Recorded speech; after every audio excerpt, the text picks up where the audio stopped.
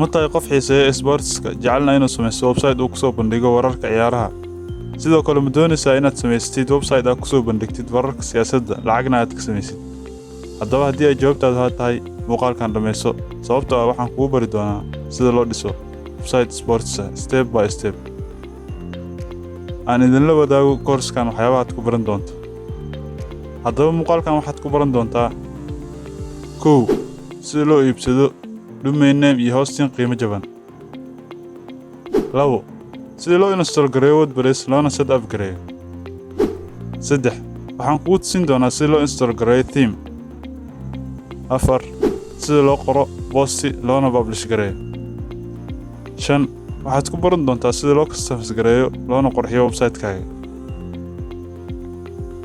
intaasna hordhac inta aan u gudagelin muuqaalka ugu horreyn ku soo biir Telegram channel-keena linkiga description-ka ayaad ka heli kartaa muuqaalkana like saar aan u gudagalno muuqaalkeena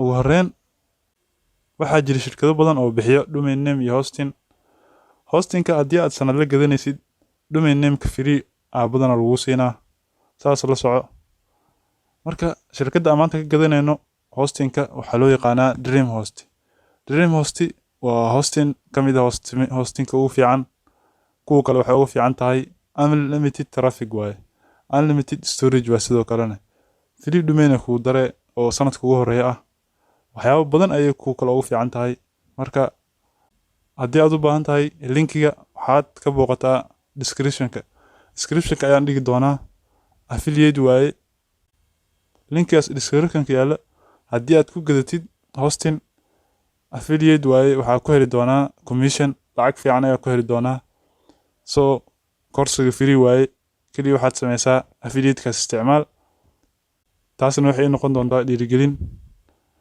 aan u gudagalno muuqaalkeena soo si aad u gadatid ugu horreyn waxaa ku dhufataa linkiga description-ka yaala kadibna waxaad tagi doontaa page-kan markaad tagtid waxaad ku dhufataa WordPress meesha ay ku qoran tahay hosting 2.59 meeshaas ku dhufo kaliya ku sii kadibna waxa ku soo bixi doono page-kana ku soo bixi doono page-kan markuu soo baxo hoos u bax waxaad samaysaa balaniska haddii aad u baahan tahay 1 year 3 year iyo 1 month dheerto waa ka dhigi kartaa hosting 1 year haddaad gadanaysid domain-ka free ayay kuu siin doonaan laakiin haddii aad gadanaysid hosting oo bilo ah domain adiga ayaad gadanaysid $7 meelaas ayaa .com ku helay waxaad samaysaa waxaad doorataa balaan dooro monthly haada dooro balaanka ugu horeeya waa WordPress starter one website ayaa lagu host gareyn karaa hal website haddii aad sanadba gadanaysid sidoo kale domain free ah hele balaanka labaadna waa WordPress unlimited website badan inaad host gareysid haddii aad rabtid balaankaas ayaa la doortaa marka waxaad samaysaa meesha kor waxaa ka doorataa 1 year ama 3 year midka rabtid ama 1 month kadibna balaanada hoose u imaaw midka rabtid dooro kadib waxaa dhahdaa sign up taawo kadib waxaa ku soo bixi doona page-kan 3 joos haystaa domain inaad hore gadaal ka dooratid iyo inaad domain hadda register gareysid iyo inaad domain hore soo gadatay 3 option aad leedahay hadda anaga domain cusub ayaan register gareynaynaa حتى وتا كان دحه oo ku qoran tahay register new domain kaas kaliya ku sii markay ku soo baxdo waxa raadisa domain-ka rabtid magaciisa raadi kadibna magaciisa qor .com and site mid kor waado kadibna waxa taabataa search-gaas meesha buluuga taawo marka taabatid domain-ka duu available yahay uu ku soo baxaa haddii aad sanadle aad tahay 0 meeshaas waaye add-kaas taawo arkaas markaad taabatid waxa ku soo baxaya meesha aad lacag ka bixi lahayd credit card-kaaga ama PayPal-kaaga labadooda mid ka haystid geli credit card-ka information-ka geli kaarka magaciisa iyo haddii aan leed waxyaabo dhan adaa laga baahan yahay inaad buuxisid meesha ugu horeysa kaarka magaciisa geli meesha labaad kaar number-ka geli mastercard-ka numberkiisa meesha saddexaadna waa waqtiga uu dhacayo gadaal ay ku qoran tahay mastercard-ka ama afka hore meesha ugu dambeysana waxaa gelisaa security code-kaaga ama CVV-gaaga intaas marka buuxisid hoos u dhaadhac billing informationka inaad buuxisaa laga rabaa foomkaas. billing addresska geli oo addresskaaga streetka, kadibna countryga meeshaas waxaad doorataa Soomaaliya ama waddanka aad joogtid. meesha saddexaad waa province-ga ama gobolka aad joogtid dooro, Banaadir city sidoo kale Muqdisho ayaad geli kartaa. postal code-kana waa number waa isagana waddanka aad joogtay ku xiran tahay. Muqdisho haddaad joogtid waxaa ka dhigi kartaa 252. kadibna waxaa buuxisaa qoraalkaas yar oo verifying-ka ah buuxi. meesha saddexaad u imaa. meesha saddexaad waa account information-ka waaye, account-gaaga ka maamuli lahayd waaye. waxaad gelisaa meesha ugu horeyso email address-ka geli. meesha labaad first name-kaaga gelinaya. haddaad rabtidna Google-ka waa isticmaali kartaa si kugu fududaato. meesha saddexaad waxaa gelisaa last name-ka. meesha afraadna waxaa gelisaa phone-ka. intaasna inaad buuxiso adaa laga rabaa. buuxi easy waa waxaan. meesha saddexaad u imaa. meesha afraad aad dhihi lahaa waxaad sameysaa options-ka waaye. meesha ugu horeyso tigaa saaran. tigtaas waa protection-ka waaye, muhiim waaye. haddaad lacag hayso waa iska digi kartaa, laakiin haddaad rabtid, haddaad lacag u haystid tig saar. meesha oo labaad tig ha saarin haddaad rabtid. meesha saddexaadna waa emailka. emailkaasna muhiim waaye, asagana sidoo kale tig saaro haddii aad lacag u haystid. waa email muhiim waaye. kadibna hoos u daadeg waxaad taabataa submit order. kilig markaa kusii sameeyalayo qalad yaraa dhacay, waxaa sameysaa kor u laabo meesha data oo billing information hoostiisa oo ay ku qoran tahay add to cart-ka. meeshaas add to cart dheh. kuwa qoraalka geli kadibna add to cart. add to cart kadibna hoos soo bax. waxaad taabataa submit order-ki. meesha data taabo submit order. wax yar sug.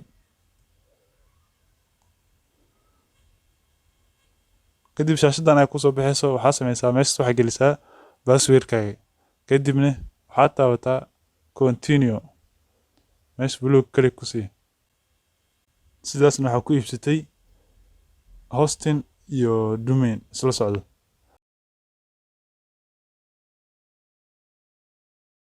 markaad domain name iyo hosting aad gadatid, step-ka xiga waa inaad WordPress soo install gareyso. muuqaalkan WordPress ayaan soo install gareyn doonaa, sidoo kalena waan setup gareyn doonaa. isla socod wanaagsan. Dreamhost-ga dashboard-kiisaan ayuu yaalaa. waa page ku hore kusoo baxayo. dashboard-kan markaad joogtid waxaa sameysaa WordPress meesha ku qoran tahay taabo. open markuu furmo kadib one click uninstall-iska meesha ku qoran tahay meeshaas taabo. kadibna shaashadan ay kusoo baxayso learn more and install meesha ku qoran tahay click ku sii. kadib open dheh. domain-kaaga dooro. domain-ka aad rabtid inaad WordPress ku install gareysid. kadibna waxaa dhahdaa install it for me meesha ku qoran tahay click ku sii oo buluug ah. waa easy waaye si WordPress loo install gareeyo. marka Gmail-kaaga ayuu fariin kugu dirayaa. meeshaas password-kaaga kasoo bedelay uu ku install gareeyay. Gmail-kaaga kugu diraa password-ka bedelnay kadibna waa gali kartaa. hadda waxaad tagtaa Gmail-kaaga tag. Gmail-kaaga markaad tagtid horta ugu horeyn waxaa rabnaa inaan sameyno domain-ka aan gadanay inaan verification ku sameyno. fariintaas ay ku qoran tahay immediate verification-ka taas taabo. kadibna linkigaas hoose click ku sii. linkigaas si automatic-ga saa verify gareyn doono. intaasoo keliya ayaa laga rabaa verify-gaas. step-ka xigana waxaa waaye email-kii uu noo soo diray oo install gareynta ahay inaan furno oo password-ka aan bedelano. marka 10 daqiiqo wax ka yar ayay kugu qaadanay. iska sug. fariin ayaa kusoo dhacayso. hadda taas fariinta soo dhacday waxaa waaye success WordPress install. fariintaas taabo. kadibna linki ugu horeeya oo kliga ku qoran tahay linkaas ayaa laga rabaa inaad ku dhufatid. linkigaas klik ku sii.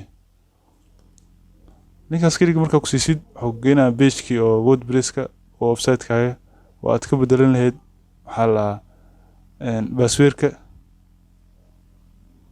basweer ka rabti gasho basweer strong ah ayaa la rabaa haddaad rabtid asaga wuxuu kuu sameynaa basweer ka soo qaadan kartaa kadibna waxaa dhahdaa set basweer kadibna waxaad taabataa meesha kuu soo baxayso oo login-ka ah meeshaas linkiga sidiiska taabo oo login-ka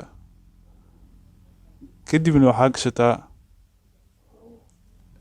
gmailkii hore u sameynay iyo basweerkii aad samaysay labadaas meel kala geli meesha kore gmailka geli meesha hoosena waxaa gelisaa basweerka hadda aad samaysay geli meeshaas kadibna waxaad taabataa login meeshay ku qoran tahay loginkaas taabo wuxuu ku keeni doonaa website-kaaga back-endigiisa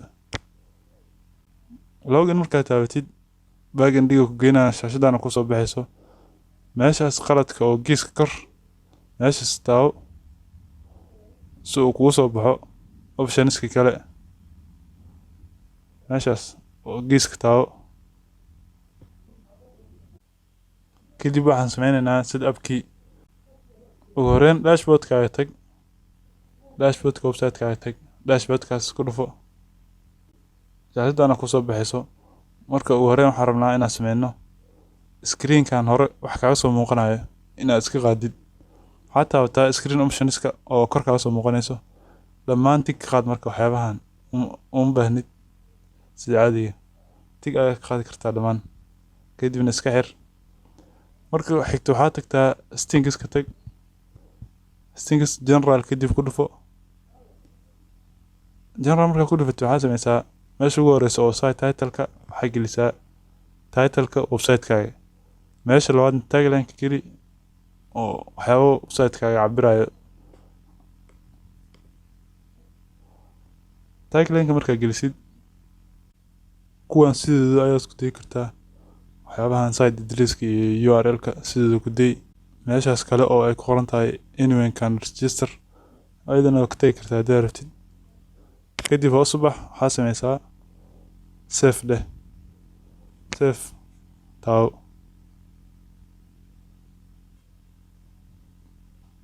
markuu kuu save gareysmo waxaad tagtaa hoos u bax permanent links meeshay ku qoran tahay oo stingiska ka mid ah taas meeshaas click ku sii permanent linkskaas meel yar inaad saxid ayaa u baahan tahay marka kuu soo baxdo meesha kuwan waxaa ka dhigtaa post name-ka meeshaas dooro post name ka dhig kadib hoos u bax save dheh hadda installing-ka iyo setup-ka intaas ayuu ku egyahay keliya waxaa dhiman SSL certificate inaad ku dirtid waxaa u laabataa Dreamhost-igi kadibna meesha oo serjiga waxaa ku qortaa SSL waa muhiim waa qanfulka yar oo security-ga oo kor kaaga soo qabanayo SSL markaa qortid ku soo baxay ku dhufo kadib adkaas taabo oo geeska add dheh kadibna waxaa ku soo baxayo certificate-ka oo free-ga ah certificate-ka free-ga ah select taabo kadibna mid free-ga ah sidaas ayuu kugu darsamayaa 10 daqiiqo wax yar ka yar ayaad sugaya processing oo ku sameynaa kadibna security-ga website-kaaga waa lagu dari doonaa WordPress markaa soo install gelisid step ugu horeeya aad sameynaysid waa inaad soo degsatid theme waa muuqaalka website-kaaga haddii aan kuu sharxo marka website-kaaga samaystid muuqaal gooni u leeyahay oo dadka dhan oo default ah marka si aad u bedeshid theme gaar ah soo degsani marka theme oo ciyaaro iyo warar ku saabsan ah soo dejinaynaa isla socod wanaagsan si aad u soo dejisid ugu horeyn waxaad tagtaa meesha appearance ay ku qoran tahay kadibna waxaad ku dhufataa themes meesha ay ku qoran tahay markaad ku dhufatid waxaa ku soo baxayo page-kan add new meesha ku qoran tahay oo kor ah meeshaas kore ku muuqato ku dhufo kadib waxaa ku soo baxayo meeshan searching-kaas tag waxaa raadisaa news card oo theme-ka aan u baahannahay news card raadi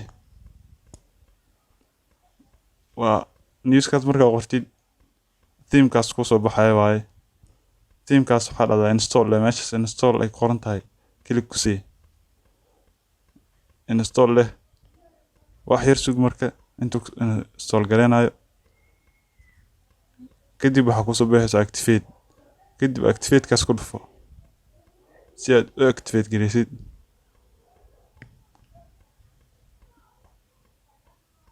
activate marka aad si automatic muuqaalka website-ka ayuu u bedeli doonaa haddii website-ka booqatid meeshaas kore ku dhufo website-ka haddii aad booqatid isbedelka waad dareemi kartaa muuqaalka website-kana soo ahaa uu ka bedelmaa theme cusub soo dejis theme-kana wax ka bedeli doonaa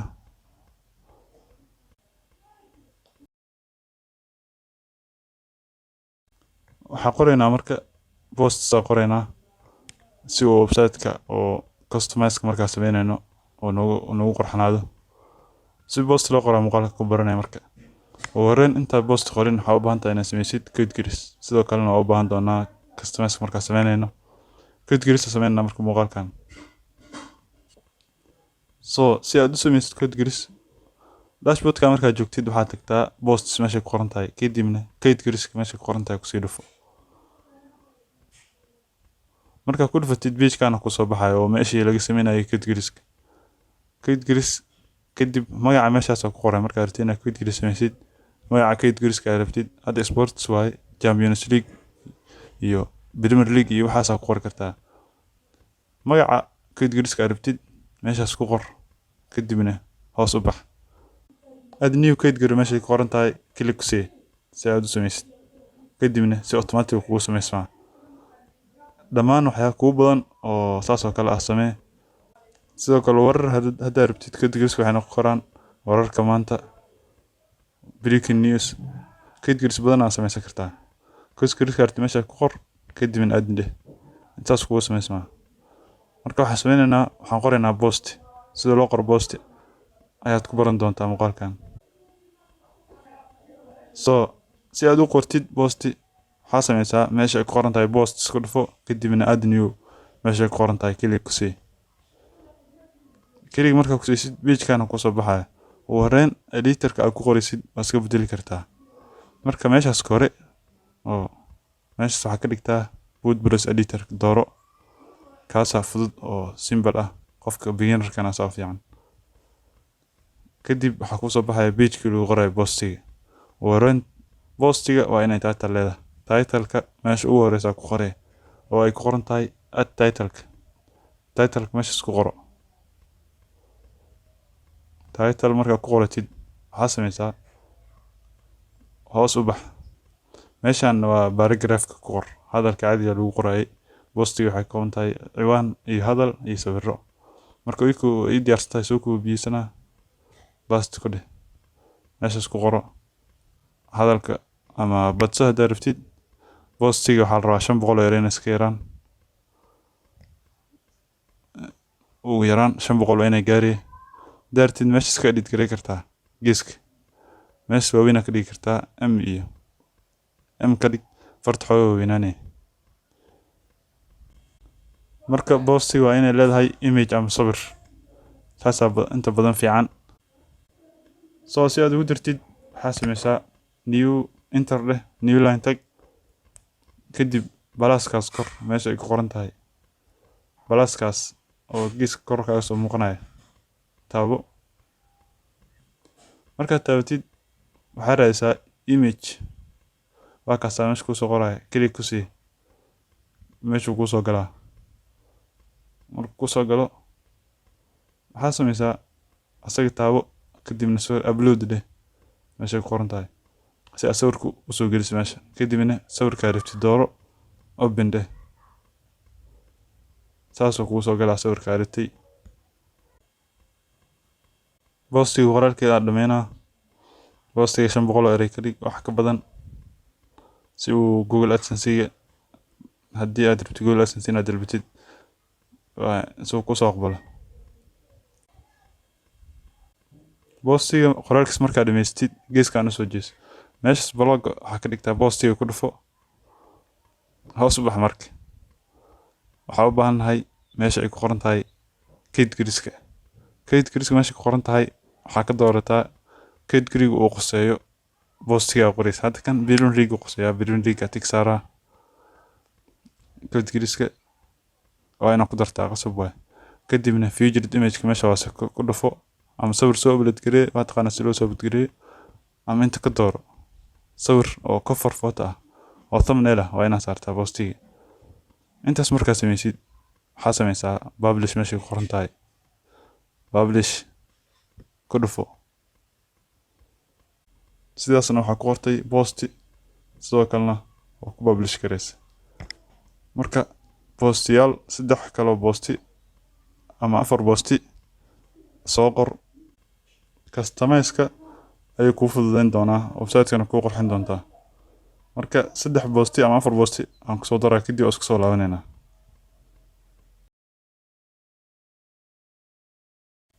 theme marka soo degsatid muuqaalka website-ka ayuu bedelaa. marka waxaa laga rabaa theme-ka inaa customize ku samaysatid oo website-ka nooca rabta ka dhigatid. step-kan ayaan ku samayn doonaa customize ayaan website ku samayn doonaa waana qurxin doonaa. soo si aad u samaysid customize waxaad tagtaa meesha appearance kadib waxaa ku sii dhufataa customize meesha ku qoran tahay click si kadib waxaa ku soo bixi doona page-kan oo page-kii meesha customize-ka waaye. ugu horreyn waxaan samayn doonaa marka meeshaas kore oo header-ka qaybta ugu sareysa website-ka ayaan customize gareyn doonaa. step koowaad waxaa ku dhufataa meesha ay ku qoran tahay site identity oo ah meesha ugu horeyso click si meeshan kaliya waxaad doorataa logo meesha selected logo soo upload garee logo ana doo upload gareysan tahay waan meeshan media ka doorana. marka inta sameysid next kadib soo gasho logadaada meesha soo gasho logo marka soo gashitid kore kaaga soo muuqanay. step-ka xiga header-ka ayaan qurxin doonaa. marka waxaa ku dhufataa header-ka meesha ku qoran tahay header-ka marka soo gashid ugu horreyn background-ga u yeelaynaa.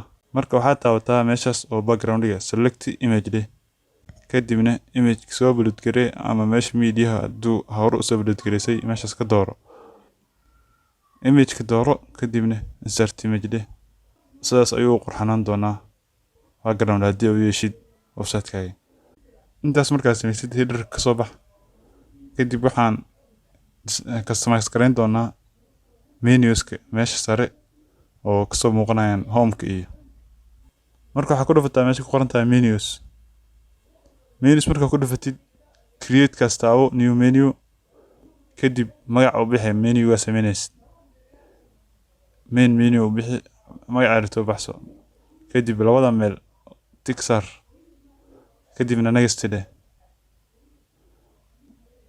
next markaa taawatid waxaa ku soo baxaya page-kan oo meesha ka samayn lahayd menu-ga kadib add items meesha ku qoran tahay taawo pageska tag page-ka home ku soo dar kadibna categories-ka meesheeda hoos oo fur meeshaas categories-ka aan hore u sameynay sida wararka maanta iyo Champions League iyo Premier League iyo balaskaas taawo si aad ugu dirtid ku dardardha inta aad rabtid inay gees koro meesha kore oo menus-ka header-ka agteeda ay kaaga soo muuqdaan. intaas markaa dhameysid oo menus-ka ku dardartid sida aad rabtid ayaad u kala hormari kartaa just press riix kadibna korgeey midka rabtid customize gareyso. intaas kadib menus-ka soo bax qaybta dhexe ayaan guda galaynaa section-ka dhexe ayaan customize gareynaynaa. marka section-ka dhexe si aad customize gareysid waxaa ku dhufataa meesha ay ku qoran tahay banner ku dhufo. saddexdan featured post ku soo baxayso wareen waxaa ku dhufataa featured post 1 marka ku dhufatid waxaa sameysaa hide iska xir uma baahnid kadib featured post 2 ayada marka waxaa ka dhigtaa meesha labaad tick saar meesha qoraalka rabtid qoro meesha labaad tick saar kadibna category-ga rabtid dooro meesha saddexaad featured post-ga waa wararka sidoo ku day customize-ka intaas ayaan ku ekeenaynaa. marka waxaad rabtid waa fahansantahay inta kale waa sii wadan kartaa. marka waxaad taabataa publish meesha kore markaa dhameystid meeshaas kore ay qoran tahay publish taawo publish markaa taabatid si automatic ay website-kaas ku bedeli doonaa waana lagu publish gareyn doonaa. So haddii aad dhamaadka soo gaartay waxaan rajeynayaa inaad gacantaada ku dhisan kartid website sports ah iyo sidoo kale website warar ah. haddaba maxaa dhiman? keliya waxaa kuu dhiman dhamaystirkii website-kaaga sida dhisidda about us page, privacy page iyo Google Analytics iyo sidoo kale Google AdSense. haddaba haddii aad u baahan tahay inaad wax badan sii kordhistid bloggaagana dhamaystirtid waxaan kuu diyaarinay course dhammaystiran oo aad ku baranaysid blogging bilow ilaa dhamaad. haddii aad u baahan tahay WhatsApp-ka description-ka yaala kasoo dalbo. muuqaalkeenna intaas ayuu ku egyahay. waxaan idinkaga tegayaa hordhaca course-ka. sii daawo. ma rabtaa inaad barato sida loo bilaabo lacagna looga sameeyo blogging business, sidoo kalena ma tahay qof jecel inuu barto qaabka loo sameeyo website blog oo WordPress ah? haddaba haddii ay jawaabtaadu haa tahay, course-kan adiga ayaan kugu talagalay. waxaadna ku baran doontaa wax kasta oo aad u baahan tahay inaad ogaato si aad u bilowdo blogging.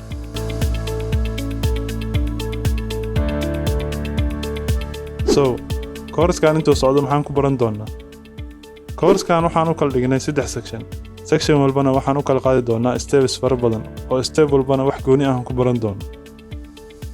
haddaba maxaan baran doonaa? section koowaad waxaan uga hadli doonaa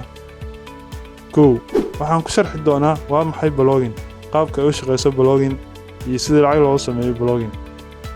casharka labaad waxaan kugu tusi doonaa sida loo doorto profitable niche.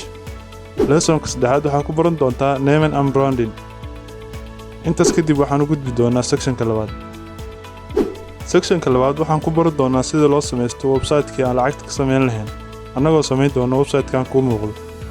marka section-kan waxaa u kala dhigi doonaa 10 step. step-ka koowaad waxaan ku arki doonaa sida loo iibsado best domain name iyo hosting. step-ka labaad waxaan ku arki doonaa sida loo install gareeyo loona set up gareeyo WordPress. step-ka saddexaad waxaan ku arki doonaa sida loola soo dego theme iyo plugins. step-ka afraad waxaan ku arki doonaa sida loo dhiso homepage-ka. step-ka shanaad waxaan dhisi doonaa about us page iyo contact us. step-ka lixaad waxaan ku arki doonaa sida loo dhiso privacy and policy page iyo terms and conditions page. step-ka toddobaad waxaan ku arki doonaa sida loo customize gareeyo website-kaaga loona dhiso header-ka iyo footer-ka. step-ka siddeedaad waxaan ku baran doonaa sida loo qoro posts loona publish gareeyo. step-ka sagaalaad waxaan kugu tusin doonaa sida loo kordhiyo xawaaraha website-kaaga sidoo kalena loo adkeeyo security-ga website-kaaga. step-ka tobnaad ahna step-ka ugu dambeeya waxaan kugu tusin doonaa sida website-kaaga lagu xiro Google Search Console iyo Google Analytics. intaas kadib waxaan u gudbi doonaa section-ka saddexaad. section-ka saddexaad waxaan ku baran doonaa SEO.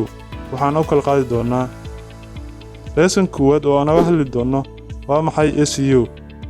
lesson-ka labaad oo aan ku sharxi doono sida loo qoro post SEO friendly ah. lesson-ka ugu dambeeya waxaan uga hadli doonaa Google AdSense iyo sida website-kaaga lagu xiro Google AdSense lacagna looga sameeyo.